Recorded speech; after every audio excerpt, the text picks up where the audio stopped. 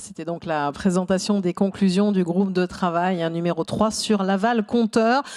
Pour rappel, puisqu'ils sont aussi dans la salle et ils pourront intervenir, je recite à nouveau quand même les coprésidents des deux groupes de travail sur lesquels on s'appuie pour cet échange. D'un côté, les Nouvelles Villes, Nouveaux Réseaux, coprésidés par Claude Arnaud, président de l'Institut Efficacity, et monsieur le préfet Bernard Boucaud, préfet honoraire de région. Et puis le groupe de travail numéro 3, on vient de le voir, l'aval compteur, coprésidé par Fabien Chaunet, président de Fabelsi, et Cécile Maisonneuve, présidente de la Fabrique de la Cité. Donc tout à l'heure, le temps de questions-réponses. Si vous voulez poser des questions, intervenir, surtout n'hésitez pas. Je vais donc présenter les trois intervenants qui nous ont rejoints. Merci beaucoup d'être avec nous. Christelle Edeman, bonjour, présidente directrice générale de Schneider Electric France. Je crois que vous allez même élargir à l'Europe bientôt, c'est ça? C'est déjà fait même. C'est déjà fait, d'accord, à quelques jours près. Donc voilà, j'aurais pu vous présenter en tant que Schneider Europe, Schneider Electric. Merci beaucoup d'être avec nous. À vos côtés, alors vous avez déjà été présenté par Monsieur Lescure, Jean-Charles Collaroy, député En Marche de la 2e circonscription de l'Isère, membre de la commission du développement durable et de l'aménagement du territoire. On le voit dans ce rapport, la question de ces rapports de territoire est majeure et vous allez en parler. Et puis un autre aspect sur lequel la Creux veut accentuer encore plus sa démarche et les sujets, c'est l'acceptabilité. Et donc c'est pour ça que vous êtes avec nous, Céline Julien, bonjour, sociologue, experte du comportement qui a travaillé d'ailleurs sur ce groupe de travail numéro 3. Et je crois que c'est pas fini le travail avec la Creux, si j'ai bien compris. Alors pour rappeler un peu, il y a beaucoup de choses qui ont déjà été dites. Évidemment, on s'appuie sur le rapport. Alors je rappelle quand même quelques conclusions. Sur l'aval compteur, on le voit, dans le système électrique, il va y avoir une proportion plus importante d'énergie renouvelable. Donc les besoins de flexibilité vont se renforcer et il est nécessaire d'anticiper ces besoins pour permettre aux consommateurs de faire évoluer leurs habitudes de consommation grâce à des services simples et adaptés. Du côté des nouvelles villes, nouveaux réseaux, il a été mis en avant ce matin lors de la conférence de presse le sujet central de la notion de couplage entre réseau électrique et réseau chaleur. Il est nécessaire de travailler de façon transverse et parfois il y avait encore un manque de cohérence entre les différentes planifications énergétiques nationales, régionales et intercommunales. Et donc voilà, besoin d'accélérer en la matière pour atteindre les objectifs de transition énergétique. Voilà, ce sont des points, mais on va continuer évidemment à l'évoquer. On va passer en deux parties, commencer vraiment par les enjeux, on va dire, d'innovation, les enjeux industriels et en arriver ensuite à l'acceptabilité. Je continue à vous inviter, vous tous qui nous suivez, n'hésitez pas à poser vos questions, on les prendra au fur et à mesure. Alors peut-être commencer évidemment par vous, Christelle Edeman, pour rappeler quel rôle finalement joue l'aval compteur et puis plus globalement le bâtiment, parce qu'évidemment vous réfléchissez à l'échelle du bâtiment, voire du quartier, voire de la ville finalement beaucoup plus largement dans ces sujets de transition énergétique. Oui, effectivement. Alors, le bâtiment, parce que d'abord, que ce soit le résidentiel ou le bâtiment tertiaire ou l'usine, qui est aussi un bâtiment, ou l'infrastructure du numérique, le data center, qui est aussi un bâtiment. Tous les bâtiments, quels que sont les usages, d'abord, c'est un énorme poste de consommation d'énergie. Et on voit bien que là où l'industrie a fait un énorme travail d'efficacité énergétique, on voit bien que sur le bâtiment, c'est beaucoup plus compliqué.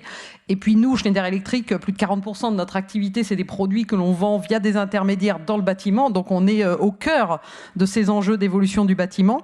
Et ça fait très très longtemps qu'on est engagé sur cet enjeu d'efficacité énergétique, qu'on est engagé. Nous, on apporte de la technologie. L'enjeu, c'est la mise en œuvre de cette technologie, la compréhension des enjeux.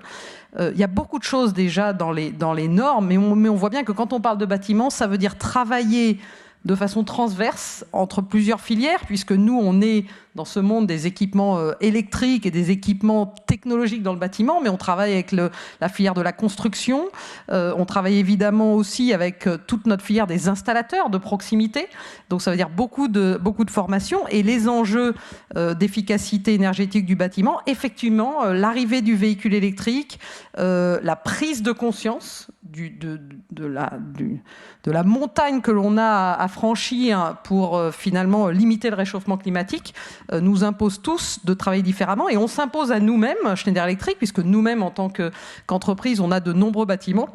Et on s'impose depuis très très longtemps d'aller tirer la technologie au maximum dans nos bâtiments. Donc notre siège à Rueil-Malmaison en région parisienne, ou bien plus récemment le bâtiment qu'on est en train d'inaugurer à Grenoble, Intensity, dans lequel on met de la géothermie, on met des panneaux solaires, on met un bâtiment qui a toute la flexibilité pour permettre de s'effacer au profit des bâtiments de proximité. On travaille avec le Green Alp, donc le Enedis local, si je puis dire, le réseau de distribution locale pour concevoir de la flexibilité dans le réseau. Et donc, on va dans cette innovation et on voit que l'enjeu, c'est pas la technologie. C'est la mise en œuvre de la technologie, c'est la mise en œuvre des modèles, des nouveaux modèles. Et quand on a nous-mêmes conçu ce bâtiment, nos équipes, on va dire immobiliers, ont dû tordre le bras aux concepteurs et on a dû tenir le crayon jusqu'au bout, jusqu'à ce qu'on ait réceptionné le bâtiment pour que tout ce qu'on puisse faire avec la technologie soit bien mis en œuvre à tous les moments où on passe le relais finalement entre le moment où il y a un projet sur papier et le moment où il y a un bâtiment, des personnes qui rentrent dans le bâtiment et surtout des personnes qui opèrent ce bâtiment au quotidien avec toute la technologie qui est embarquée dedans. Alors sur le sujet de la flexibilité en particulier, dans le rapport, on met en avant le fait qu'elle est encore insuffisamment exploitée. Peut-être un horizon où à partir de 2035, on peut espérer vraiment un déploiement. C'est ce que vous ressentez vous aussi. Alors on va dire Schneider Electric, on voit que vous êtes en pointe sur ce sujet-là, mais on le voit bien aussi dans le rapport, il y a encore du retard de la filière globalement sur ce sujet-là. Oui, alors d'abord, je félicite le travail qui a été fait parce que c'est un remarquable travail de synthèse de domaines qui sont en perpétuelle évolution et qui sont très très compliqués, mais c'est très très bien fait dans les rapports et toutes les auditions et la diversité, on va dire, des personnes qui ont été auditionnées. Quand on voit évidemment, la France n'a pas les mêmes enjeux que la Californie ou l'Australie ou la Chine. Et donc certaines parties du monde dans lesquelles nous on travaille sont des laboratoires d'innovation, parce qu'on prend l'exemple de la Californie. Il y a un enjeu de résilience absolument colossal. Donc 30% des logements sont équipés de panneaux solaires. Et là, les Américains, ils ont juste besoin de s'assurer qu'ils vont avoir de l'énergie. Et donc ça tire l'innovation. Alors c'est pas du tout le modèle, et Dieu merci quelque part, l'Europe n'a pas cet enjeu de qualité du réseau de distribution d'électricité. Néanmoins, effectivement, nous on va innover dans tous les territoires qui nous permettent d'innover. Mais c'est vrai qu'on est sur des enjeux où la flexibilité est encore peu utilisée, mais parce que finalement le réseau électrique aujourd'hui suffit. Et maintenant, pourquoi on se pose des questions? C'est parce RTE a fait un remarquable travail aussi de scénario. C'est parce qu'à partir du moment où il va falloir investir massivement dans les réseaux dans les prochaines années, il va falloir quand même se dire comment on fait pour investir.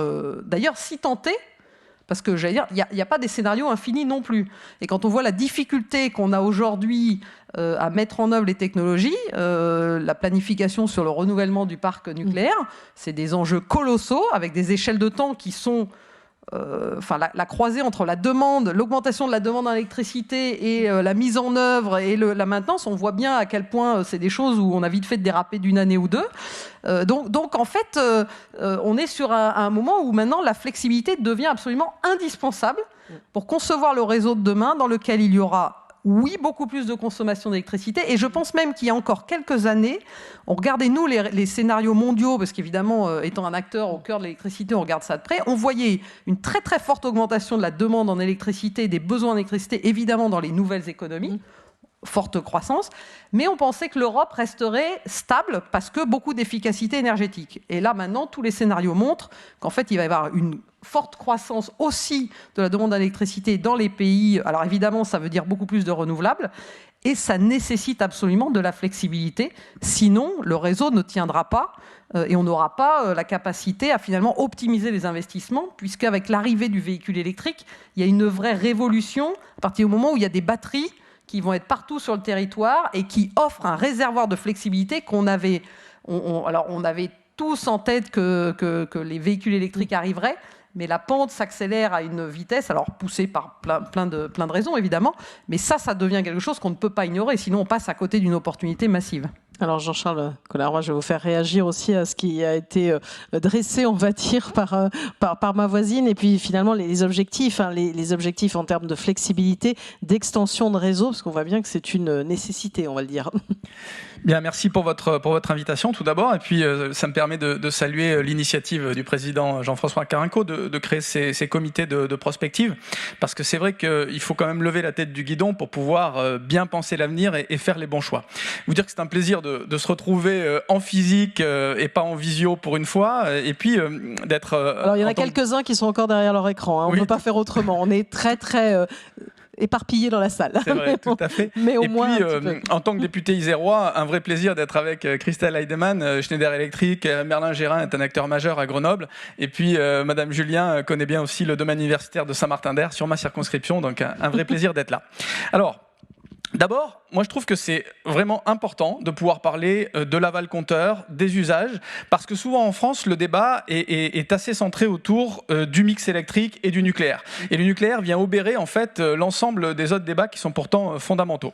Et pourtant, dans les équations qu'on a à résoudre dans les 10 et 30 ans qui viennent, respect de l'accord de Paris, diminution de 40% de nos émissions de gaz à effet de serre en 2030 par rapport à 1990, rehaussé par la négociation européenne qui vient d'avoir lieu, donc une diminution de 55% par rapport à 1990, et stratégie nationale bas carbone, ça veut dire la division par 6 de nos émissions de CO2 en 2050 par rapport à aujourd'hui, eh bien la clé, elle est dans la sobriété énergétique, la flexibilité et les usages. Donc, on voit vraiment que cet aval compteur, il est important, et on a aujourd'hui la chance en France d'avoir des compteurs intelligents qui ont été implémentés.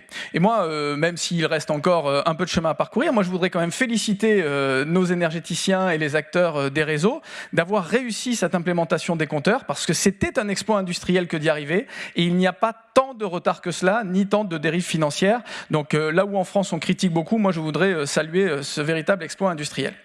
Alors, du coup, j'ai lu avec intérêt les différentes propositions qui ont été faites par le groupe de travail. Et d'abord, Christelle Heidemann l'a dit, on va vers une électrification des usages. C'est vrai dans la mobilité, mais c'est vrai aussi dans le bâtiment. Et on va passer, les derniers rapports de RTE le disent, d'environ 450 à 500 TWh en électricité à 600 à 650 à horizon 2050. Donc, électrification des usages et mix électrique décarboné en France. L'hydraulique, le nucléaire, les énergies renouvelables qu'il nous faut continuer à développer en étant attentifs au stockage et au développement des réseaux. Donc, utilisons ces atouts dans, effectivement, bien, nos objectifs de réduction de gaz à effet de serre. Mais cette électrification des usages, elle doit nous rendre très attentifs à la gestion des pointes. Et c'est pour ça qu'il y a à la fois deux types de solutions, les solutions passives, ce qu'on fait dans la rénovation des bâtiments, dans l'isolation, et puis les solutions actives, et c'est l'objet du groupe de travail, le sujet effectivement de la flexibilité et de l'effacement.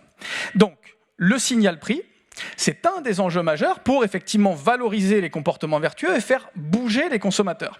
Une des préconisations, on l'a vu, c'est pourquoi pas d'être capable de moduler les tarifs réglementés de vente. De revoir la tarification pour adresser une forme de signal prix, on va dire, avec des niveaux différents entre l'hiver et l'été. C'est un petit peu ça l'idée qui est dans ce rapport. Donc moi, en tant que responsable politique et puis connaisseur de ces sujets-là, moi je trouve que ça peut être intéressant. C'est un sujet à regarder. Il ne faut pas tomber dans les excès qu'on a pu voir dans certains autres pays d'une tarification horaire qui viendrait finalement mettre dans la difficulté des consommateurs qui ne seraient pas avertis. Et on a vu des excès, par exemple aux États-Unis, où des consommateurs finalement ont payé des factures énormes, bien sûr, au Texas. Mais une modulation saisonnière peut être intéressante en étant attentif, et c'est une des préconisations, aux plus précaires d'entre nous qui doivent être accompagnés financièrement. Voilà, propose un abondement du chèque énergie, par exemple, pour les plus précaires, parce qu'on sait déjà que beaucoup de Français, je crois 8 millions, souffrent de précarité énergétique. On ne va pas rajouter une couche supplémentaire, on va dire. Tout à fait. Et j'en dirai un mot dans les points de vigilance, là, dans quelques instants, que j'ai aussi par rapport aux préconisations du rapport. Et d'ailleurs, cette saisonnalité sur effectivement la facturation et les tarifs réglementés, elle apparaît déjà dans le TURP en 2024. Donc on voit que c'est une piste qui peut être creusée. Sur l'effacement diffus, on sait déjà rétribuer finalement l'effacement diffus, l'interruptibilité, l'effacement chez les professionnels. Il y a un enjeu majeur maintenant avec les compteurs intelligents à pouvoir le faire sur l'ensemble des consommateurs individuels. Et c'est vraiment important parce qu'on va passer d'une situation finalement où on peut avoir des surcroîts de capacité à une situation où on pourra arriver à des tensions sur les capacités. Et tout à l'heure, le président Jean-François Carenco disait « l'Europe est ma patrie ». Mais c'est intéressant de regarder les analyses que font l'ensemble des pays européens, et chacun le fait dans son pays. Vous avez le rapport RTE qui dit un scénario avec beaucoup de renouvelables ou des rapports ADEME qui disent un scénario avec beaucoup de renouvelables est possible. Mais sauf qu'il ne faut pas oublier de regarder, mais cela nécessitera des innovations, mais cela nécessitera des importations. Et le problème, c'est que si chaque pays européen fait ces scénarios-là et compte sur les importations vis-à-vis des pays voisins, on va avoir un grand problème de capacité à horizon 2050. Donc comme on n'est pas encore dans une coordination des pays à l'échelle européenne sur les différentes stratégies d'implantation des capacités, eh ben, on a un enjeu majeur à essayer de valoriser l'effacement dans le diffus. Un autre des éléments que je voulais vous dire, c'est que il faut, et pour le responsable politique que je suis, il faut absolument garder la logique de péréquation tarifaire. Et ça, je rejoins le président Carenco, là aussi, cette solidarité nationale est fondamentale. Il nous faut être capable de trouver une intelligence à la marge sur la valorisation des comportements, tout en gardant cette solidarité nationale. L'évolution de la régulation, encadrée, modérée, peut nous y aider. Alors, moi, j'ai identifié 4 points de vigilance au plan politique qui sont absolument fondamentaux pour moi dans le déploiement des nouvelles solutions à Valcompteur. Un, c'est le sujet de la justice sociale. On l'a dit, il faut être attention aux plus précaires et ne pas, en favorisant des solutions, laisser de côté des gens modestes qui verront une augmentation de la facture. L'augmentation du chèque énergie est une piste, mais on a un enjeu de non-recours au droit. Je le rappelle, on est passé de 2017 à aujourd'hui d'un chèque énergie en moyenne de 115 € à 150 € et de 3 millions de bénéficiaires à 5 millions de bénéficiaires. Mais sur ces 5 millions, il y a encore plus de 500 000, je crois 600 000 personnes qui ne réclament pas ou qui n'utilisent pas leur chèque énergie. Donc attention aux plus modestes. Deuxièmement, un sujet d'équité et de solidarité territoriale. Moi, je fais partie de la commission développement durable et aménagement du territoire. L'aménagement du territoire, c'est fondamental. Ça va avec la solidarité territoriale. Le tarif timbre-poste, c'est coûteux, mais c'est fondamental. Et c'est ce qui fait finalement notre nation dans le domaine énergétique. Troisième prérequis, c'est que cela profite aux entreprises françaises. Nous avons des champions, des grands énergéticiens, Schneider Electric. Nous avons aussi des PME, des startups qui développent, promeuvent des solutions innovantes. Eh bien, il faut que ces nouvelles solutions, ces innovations, ces nouveaux usages profitent à nos entreprises françaises. Ça, c'est fondamental si on veut aussi que les Français acceptent ces changements, parce que c'est tout l'objet du plan de relance, transition écologique, mais aussi réindustrialisation. Et puis, quatrième prérequis, c'est que cela profite au plus grand nombre. Parce qu'il ne faut pas que ces solutions qui sont innovantes, mais qui sont parfois très complexes à comprendre, tout ce qui est effacement, interruptibilité, facturation énergétique, ce sont souvent des sujets abscons pour la majorité des Français. On va y arriver avec votre voisine. Donc on a un sujet quand même de pédagogie, d'explication, pour que l'ensemble de la population s'approprie ces nouvelles offres et faire comprendre finalement que les comportements individuels de chacun d'entre nous, agrégés, peuvent devenir une force collective majeure dans l'atteinte du mix énergétique français à horizon 2050. Alors, je vais repasser la parole et après, on passera sur le sujet de l'acceptabilité. D'abord, non, à Christelle Heidemann. Je ne vous oublie pas, Céline Julien. Peut-être commenter ce qui vient d'être dit sur l'aspect aussi développement aussi de la filière. Il y a l'aspect formation aussi qui sera quand même important sur ces sujets-là, parce qu'on passe aussi d'un univers énergétique, on va dire, à un univers numérique, hein, puisque ce matin, Cécile Maisonneuve, hein, qui était coprésidente, disait que c'est vraiment la transition qui rencontre la révolution numérique. Non, absolument. Et alors, je ne peux que rejoindre ce que disait Jean-Charles. Effectivement, on a la chance d'avoir des champions comme Schneider Electric, qui sont des entreprises mondiales, mais je pourrais citer Legrand, hein, et il y en a plein d'autres, des Delta d'Or, et puis des entreprises locales. Et il y a plein de start-up, il y a plein d'innovations, alors à Grenoble, en Isère, mais partout sur le territoire. Et il y a une partie des métiers qui, de toute façon, ne sont pas délocalisables. Et quand on parle, effectivement, des métiers de la mise en œuvre de ces technologies, là, l'innovation, elle est forcément locale. Donc, nous, on a créé notre CFA, et on s'engage à former des apprentis sur des nouveaux métiers. C'est des métiers qui n'existent pas, des gestionnaires d'énergie autour de la domotique, de la mise en œuvre des automatismes dans le bâtiment. Et là, on forme, alors évidemment, nous, des apprentis, mais on travaille avec l'éducation nationale pour former les formateurs. Et puis, effectivement, il faut consolider cette filière. Donc, il y a un gros travail qui est fait par les filières en France. Nous, après, on essaye d'innover. Quand on travaille sur nos propres projets, on embarque des entreprises locales. Mais on a la chance en France d'avoir des champions grâce quelque part à l'électricité du XXe siècle et au nucléaire. Et il faut absolument qu'on transforme cette chance dans le monde du XXIe siècle, l'électricité plus décentralisée, l'énergie décarbonée. Et c'est vrai qu'on n'a pas complètement, si on regarde les énergies renouvelables, il y a une grande partie de la valeur qui est partie en Asie. Il y a des marchés qui sont beaucoup plus dynamiques. La Chine avance à marche forcée dans un grand nombre de domaines. On a la chance dans le monde de l'électricité, et c'est ce qui fait que nous, Schneider Electric, on est locaux dans tous nos marchés, c'est qu'on est encore dans des mondes dans lesquels les normes, c'est des normes industrielles, c'est des normes qui créent des marchés. On a ce savoir-faire. La France a gardé un pouvoir, et je préside le JMELEC, le syndicat professionnel. On est très très engagé dans la normalisation. Certes, on critique beaucoup les normes et on demande de la simplification, mais il y a des enjeux industriels quand on va parler de courant continu, quand on va parler d'intégration du véhicule, sur lesquels on travaille beaucoup en France, évidemment avec Enedis, évidemment avec les énergéticiens. Je sais que la normalisation des batteries aussi de véhicules, les batteries, des systèmes de recherche. Tout ça, c'est des sujets sur lesquels les enjeux de normalisation, de standardisation vont être absolument clés pour savoir où seront les champions demain. L'Europe a une chance, l'Europe a des leaders mondiaux, y compris, puisque voilà, nous, Schneider Electric, on travaille beaucoup en Asie, nos concurrents également. Il faut absolument qu'on ne perde pas ça de vue. Il faut pas, la norme est aussi un moyen de faire progresser l'industrie et d'accélérer l'adoption de ces technologies. Voilà, donc ça c'est pour l'aspect industriel. Alors, arrivons à l'acceptabilité. Vous en avez beaucoup entendu parler aujourd'hui, finalement, à travers. Normalement, le micro fonctionne. On vous l'ouvre, on ouvre le micro de Céline Julien, donc évidemment, le domaine de l'énergie, vous le connaissez depuis longtemps, et puis aussi l'engagement citoyen, et c'est ce sur quoi vous travaillez. Donc, quels sont les enjeux d'acceptabilité ? Oui, alors je vais. Non, ça marche. Si, oui. Ça marche. Je vais juste prendre le temps de dire deux choses. Là, vous avez parlé des enjeux de comportement individuel et collectif. Et c'est ce dont je m'occupe. Et donc, la grande déception, c'est que je suis économiste et pas sociologue. C'est un peu comme aux physiciens à qui on dit qu'on confond avec des chimistes. Chez nous, c'est un peu pareil. Mes amis sociologues vont sauter au plafond. Donc, je suis économiste et je m'intéresse à ces questions de comportement individuel et collectif. Et comme on a eu une table ronde très intéressante aussi juste avant, j'avais deux dimensions qui me paraissaient vraiment importantes à spécifier aujourd'hui. La première, c'est de quoi parle-t-on ? Quelle est la nature du problème et comment en traiter ? On s'en fait trois. Pour ce qui est de la nature du problème, j'ai envie de dire deux choses. Vous allez me trouver très positive. Je crois qu'on en a besoin.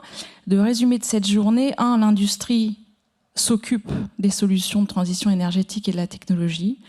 La régulation, le régulateur, j'aimerais avoir un mot, ça fait 10 ans que je travaille en Europe, il y a une vraie politique énergétique européenne et une vraie dynamique dans ce secteur qui est très différencié par rapport à plein d'autres.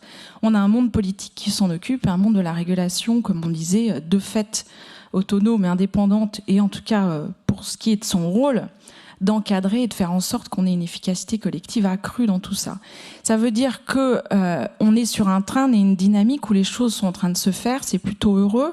Et le deuxième train sur lequel on peut s'attarder un petit peu, c'est que la génération actuelle, des gens, vos âges, nos enfants, plus jeunes, plus vieux, on n'a pas de problématique aujourd'hui quant à l'idée qu'il va falloir qu'on fasse quelque chose. Et ça n'était pas vrai il y a 15 ou 20 ans, et c'est une très bonne nouvelle, et c'est une opportunité.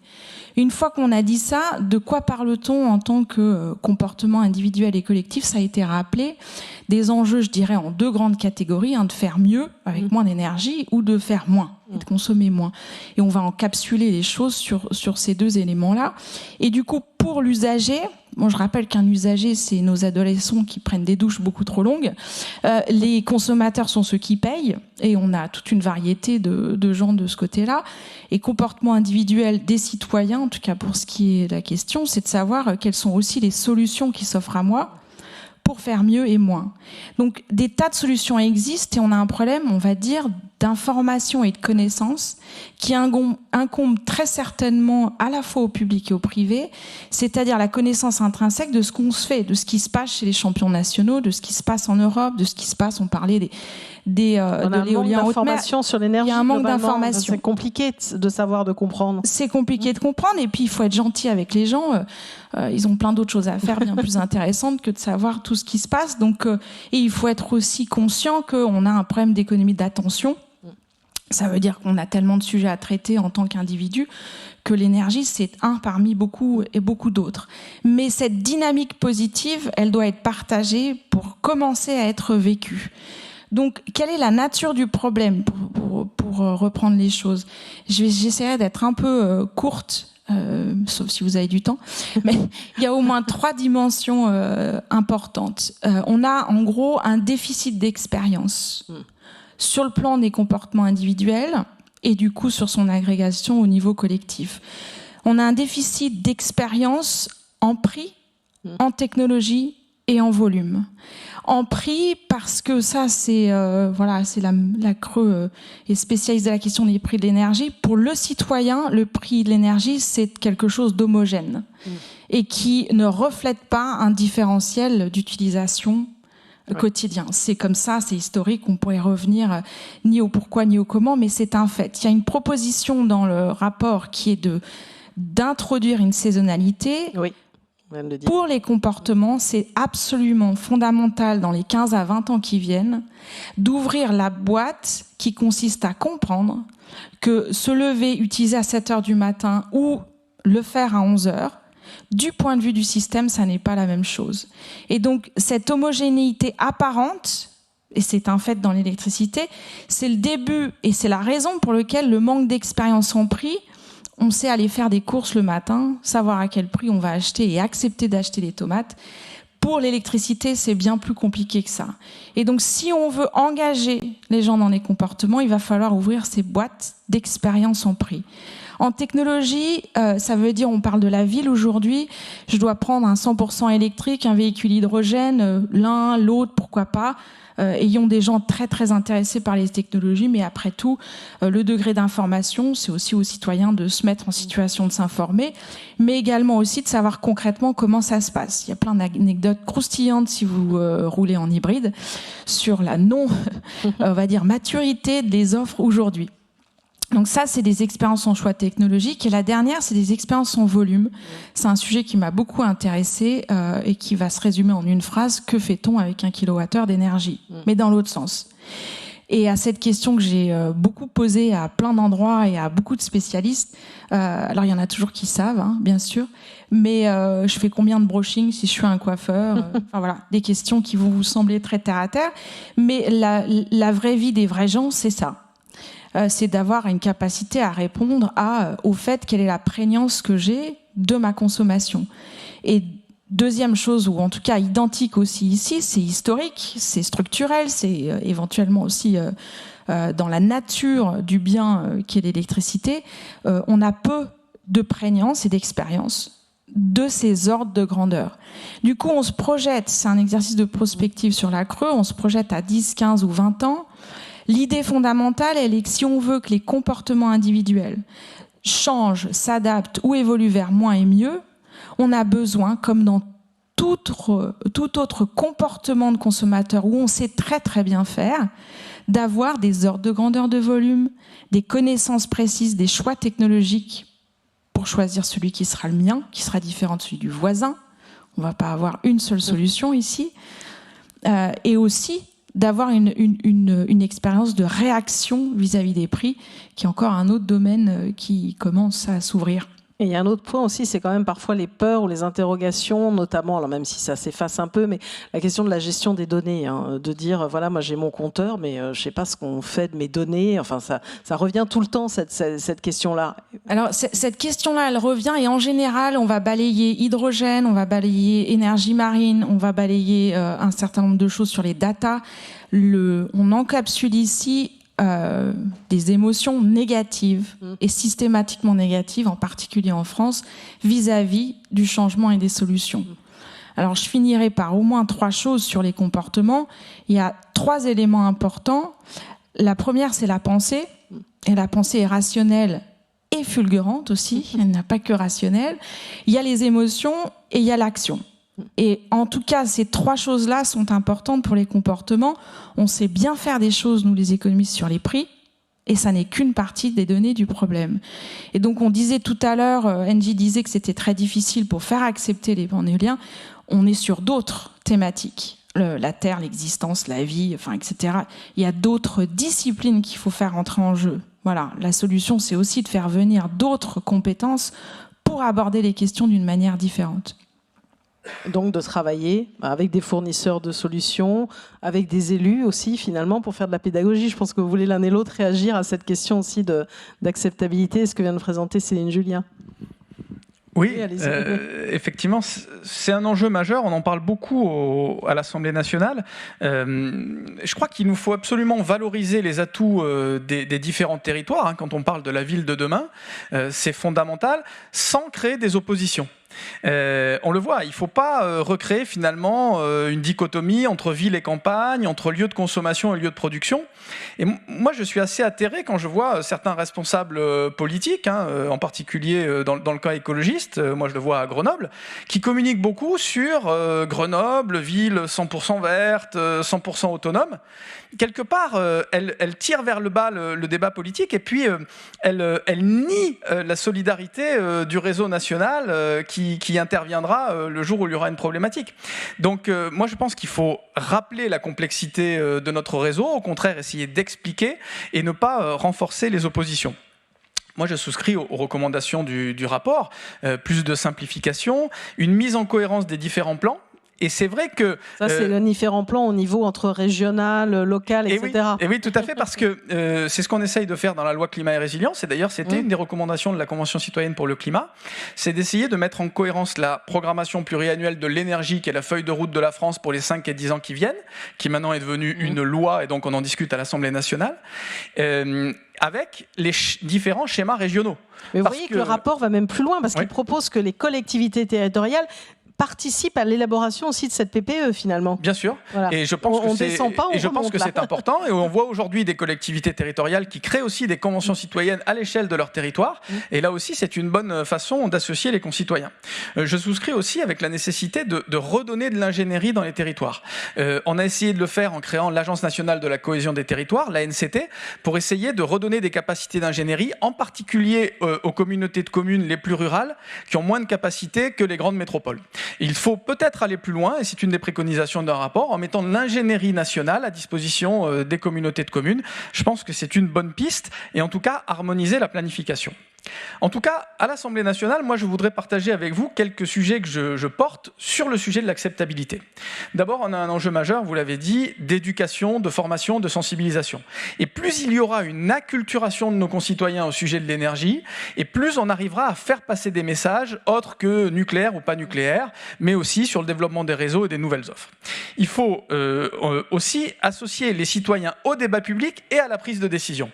C'est ce que nous avons essayé de faire avec la Convention citoyenne pour le climat, parce que même si on peut débattre de est-ce qu'on est dans le sans filtre ou pas par rapport à la promesse initiale, malgré tout, la loi climat et résilience est la loi qui prendra le plus en considération les initiatives citoyennes.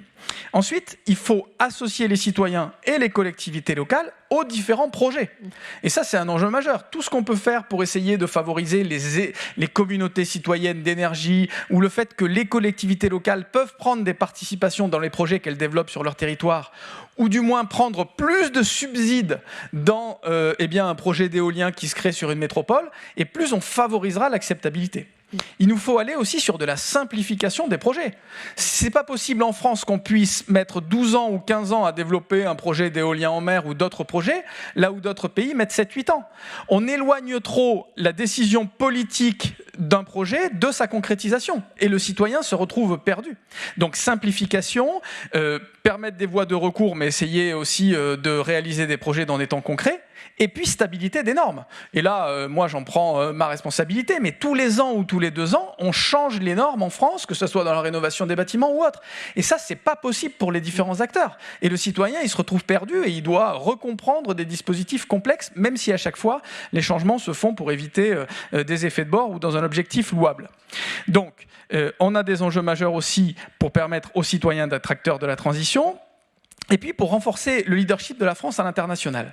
Et vous l'avez dit, dans l'évolution des normes, il y a la France, mais il y a aussi l'Union européenne. Et là, on a une fenêtre d'opportunité très importante, parce que la France va présider le Conseil de l'Union européenne au premier semestre 2022. Et donc, sur la transition écologique, sur l'acceptabilité sociale, on peut faire valoir des choses que l'on a réussi en France à l'échelle européenne, parce que politiquement, si on fait des changements trop radicaux en France, alors même que les autres pays européens ne font pas ces transitions, eh bien on a un problème d'acceptabilité sociale et les gens se révoltent. Parce que la frontière est proche, parce que maintenant il y a une vision globale et intégrée. Donc, alors, ce que je vous propose, voilà, parce que je vois l'heure qui tourne, je voudrais quand même laisser aussi Madame Heidemann réagir et Céline Julien, puis laisser la parole éventuellement au groupe de travail et aux questions. Mais allez-y, je vous interromps pas, vous pouvez terminer ce que vous avez encore à dire. C'est juste que moi je suis la maîtresse du temps et je regarde devant moi la pendule. Je voulais terminer sur cet enjeu européen qui est fondamental, sur la nécessité d'expliquer la complexité à nos concitoyens. Moi je veux refaire un éloge de la complexité. Quand je vois Jean-Luc Mélenchon qui nous dit qu'on peut se passer du nucléaire d'ici 2030, qui vient expliquer l'augmentation des tarifs du gaz de 10% par le supracapitalisme, alors même qu'il n'est pas venu expliquer la baisse des tarifs l'an dernier, c'est scandaleux, parce que ça tire tout le monde vers le bas. Ça nous fait énormément de mal à tous. Donc on doit retrouver cette complexité, le fait que les transitions prennent du temps, et l'expliquer à nos concitoyens. Merci à vous. Il y a beaucoup de choses qui ont été dites, je vous en prie.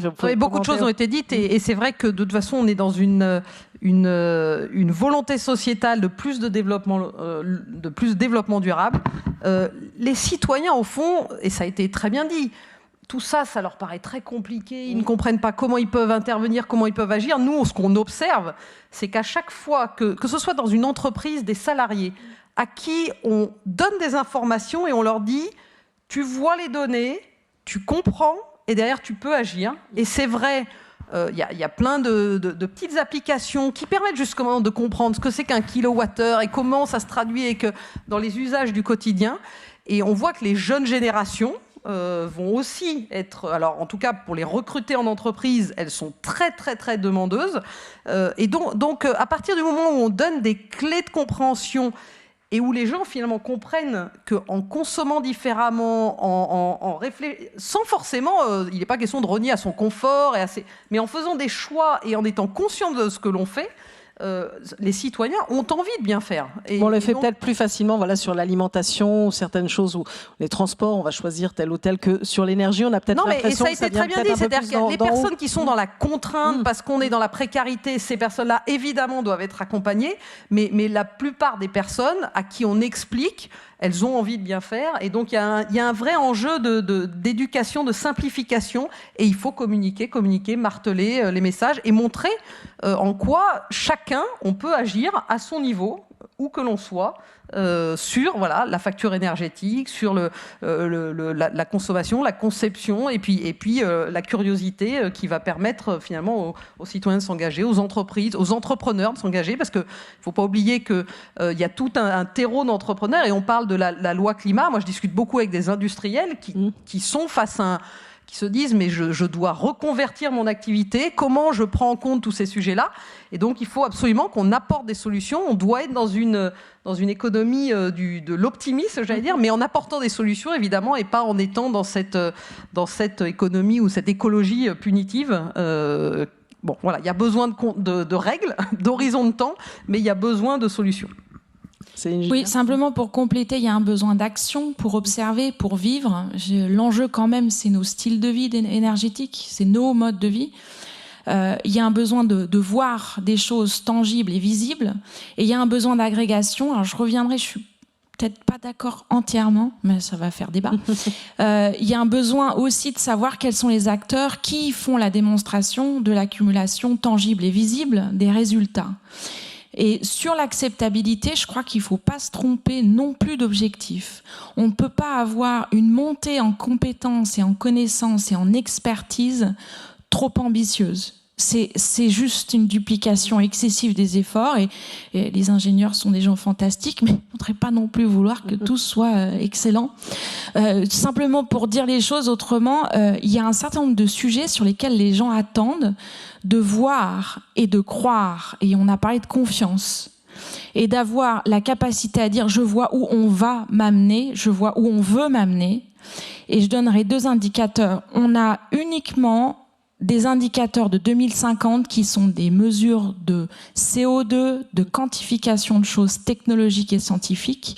Il est urgent qu'on ait des indicateurs de 50% des Français préoccupés ou concernés ou ayant transitionné vers, je sais pas, des solutions de l'aide, des solutions de mobilité.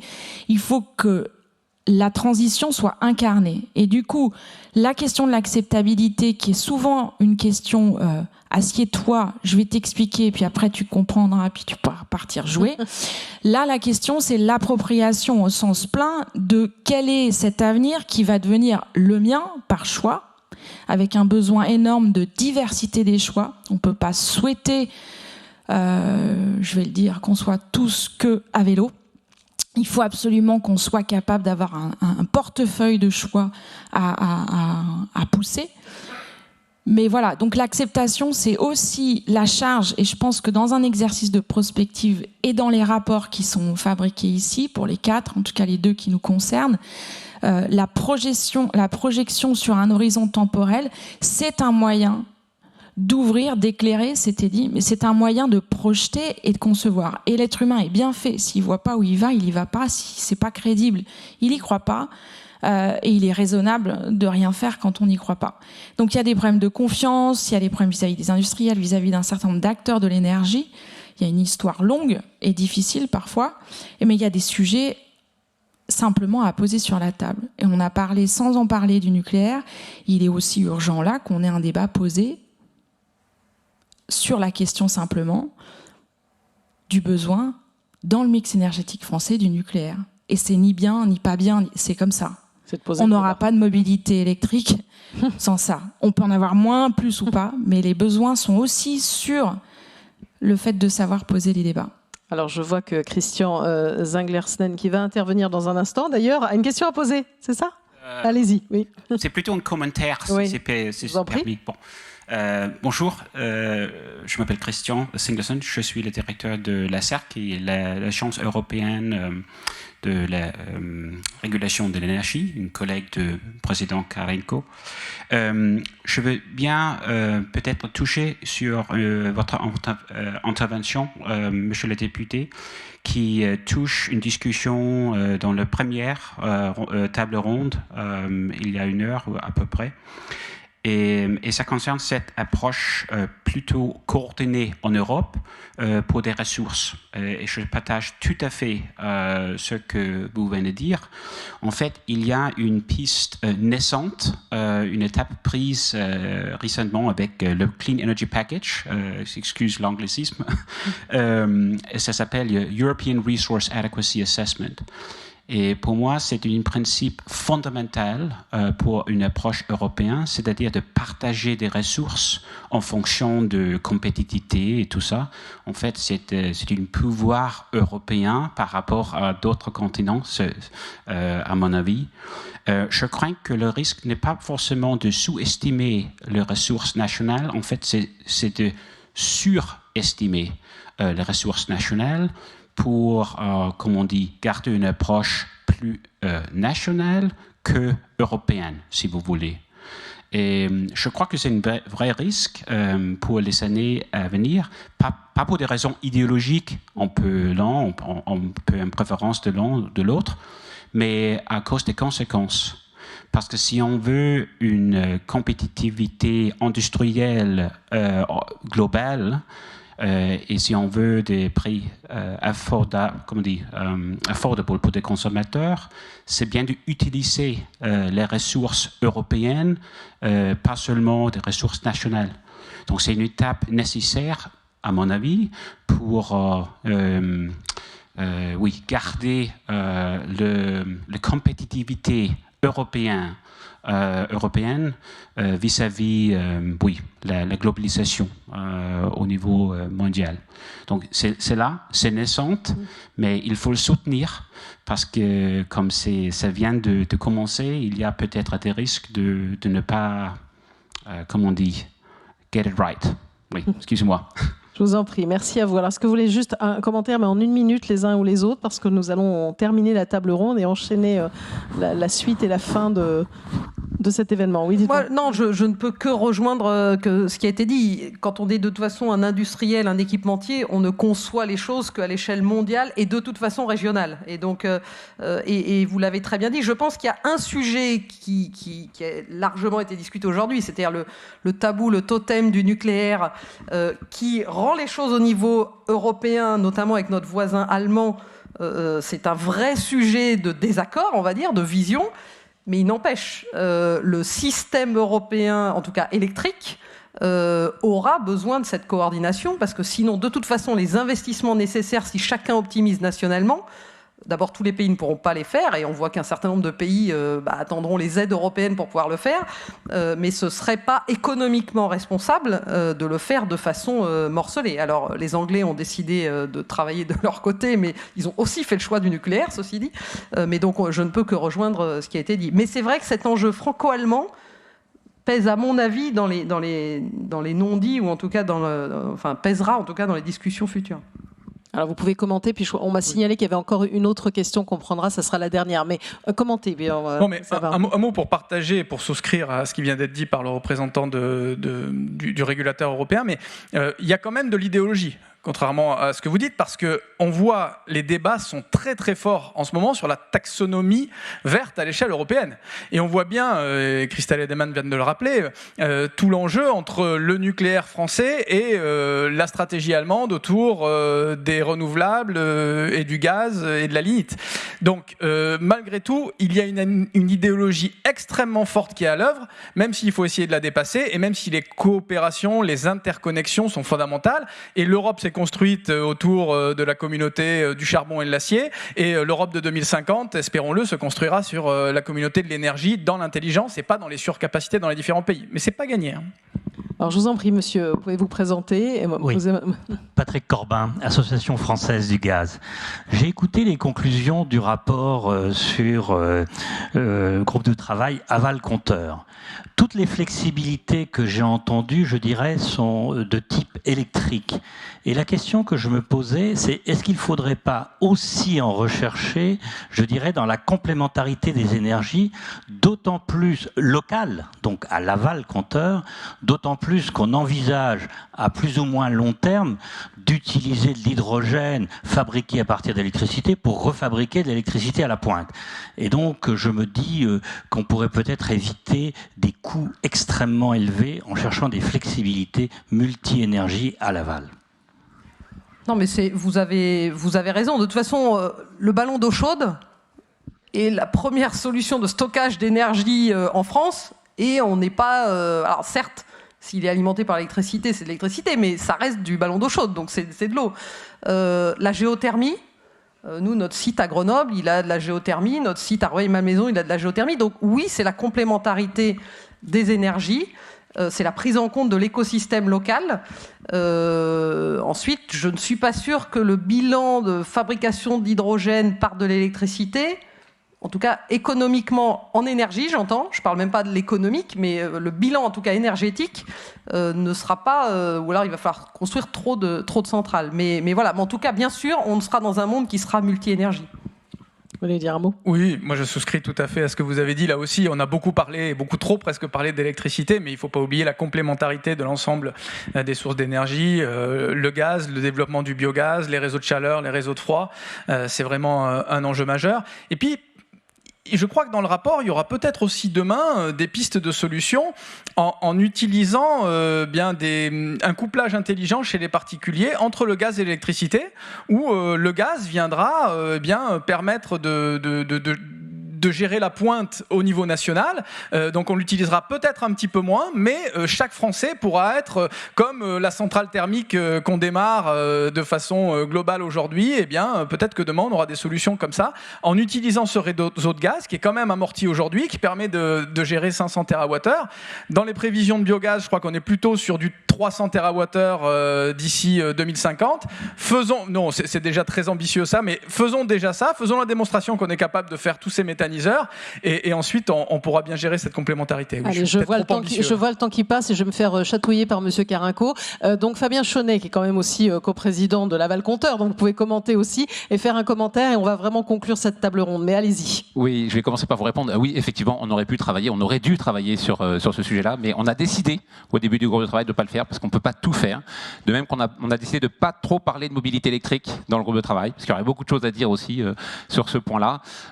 Mais par ailleurs, effectivement, à partir du moment où on parle d'effacement à aval compteur, cet effacement électrique à aval compteur, il peut se faire grâce à des solutions gaz. C'est tout à fait envisageable avec des micro-tacs, par exemple, comme ça peut se faire en Allemagne.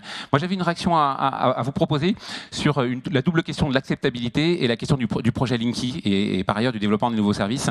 Alors, c'est vrai que vous l'avez dit, Monsieur Colleroy, le projet Linky est une vraie réussite technologique, industrielle. Il est fabriqué en France, financière. On n'a pas dérapé dans le planning et on n'a pas dérapé non plus dans le budget. Et pourtant, il y a quand même une forme de déception parce qu'il n'y a pas énormément de nouveaux services qui ont été développés depuis la quasi-fin du déploiement du compteur Linky. Et il faut quand même qu'on regarde la raison pour laquelle on n'a pas obtenu tous les services qu'on aurait pu attendre de ce compteur Linky. Il ne faut pas oublier que la plupart de ces services-là, de ces nouveaux services, sont basés sur des informations de consommation précises du consommateur.